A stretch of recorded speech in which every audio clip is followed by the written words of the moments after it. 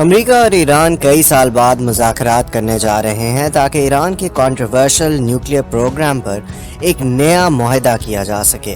To begin reinstating U.S. nuclear sanctions on the Iranian regime. Donald Trump نے 2018 میں ایران اور عالمی طاقتوں کے درمیان جوہری معاہدے joint comprehensive plan of action سے امریکہ کو نکال لیا تھا اور ایران پر دوبارہ پابندیاں لگا دی تھی، جس پر ایران نے برہمی کا اظہار کیا تھا. ٹرمپ نے خبردار کیا ہے کہ اگر مذاکرات کامیاب نہ ہوئے تو فوجی کارروائی کی جا سکتی ہے. ایران کو جوہری ہتھیار رکھنے کی اجازت کیوں نہیں؟ ایران کا اصرار ہے کہ وہ جوہری ہتھیار بنانے کی کوشش نہیں کر رہا اور اس کا جوہری پروگرام صرف پرامن مقاصد کے لیے ہے، لیکن بہت سے ممالک اور انٹرنیشنل اٹامک انرجی ایجنسی کو اس موقف پر یقین نہیں. 2002 میں جب ایران کی خفیہ جوہری تنصیبات کا انکشاف ہوا تو شبہات مزید بڑھ گئے. یہ انکشاف نان پرولیفریشن ٹریٹی کی خلاف ورزی تھی جس پر ایران اور بیشتر دیگر ممالک دستخط کر چکے ہیں.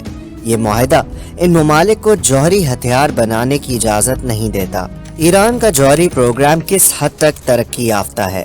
جب سے امریکہ 2018 میں جوہری معاہدے سے الگ ہوا ہے، ایران نے اس کے جواب میں کئی جوہری معاہدوں کی خلاف ورزی کی ہے.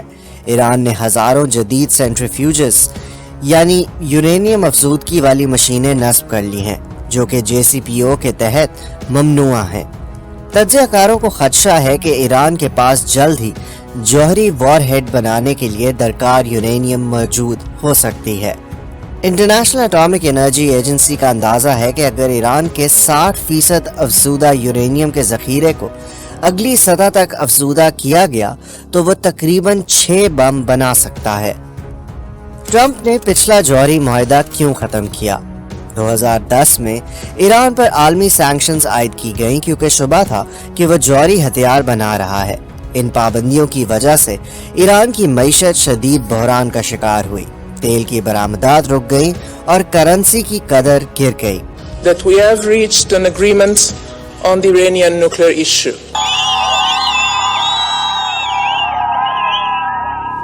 2015 میں ایران نے امریکہ، برطانیہ، فرانس، جرمنی، روس اور چین کے ساتھ joint comprehensive plan of action پر دستخط کیے، جس کے تحت ایران کے جوہری پروگرام پر سخت پابندیاں لگائی گئیں اور IAEA کو مکمل نگرانی کی اجازت دی گئی. اس کے بدلے ایران پر اقتصادی پابندیاں ہٹا دی گئیں.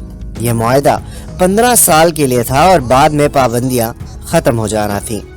2018 میں صدر ٹرمپ نے امریکہ کو اس معاہدے سے الگ کر لیا کیونکہ ان کے مطابق یہ معاہدہ مستقل نہیں تھا اور ایران کا بیلسٹک میزائل پروگرام اس میں شامل نہیں تھا. ٹرمپ نے ایران پر دوبارہ پابندیاں عائد کر دیں اور نیا معاہدہ کرنے کے لیے دباؤ ڈالا. What do you think about Iran? Would you hit Iran? And he goes, as long as they don't hit the nuclear stuff. امریکہ اب کیا چاہتا ہے؟ امریکہ کا موقف ہے کہ ایران کا نیوکلیئر پروگرام مکمل طور پر ختم کیا جائے جس میں یورینیم افزودگی، ہتھیار سازی اور میزائل پروگرام شامل ہیں. لیکن ماہرین کا خیال ہے کہ ایران ایسے کسی بھی معاہدے پر آمادہ نہیں ہوگا جو ان کے نیوکلیئر پروگرام کو مکمل طور پر ختم کرنے کی بات کرے. We're having direct talks with Iran. Trump نے مذاکرات براہ راست کرنے کی بات کی ہے مگر ایرانی وزیر خارجہ نے کہا ہے کہ یہ مذاکرات عمان میں انڈائریکٹ ہوں گے اور ایران صرف اس صورت میں براہ راست بات کرے گا جب امریکہ فوجی کارروائی کا امکان مسترد کرے.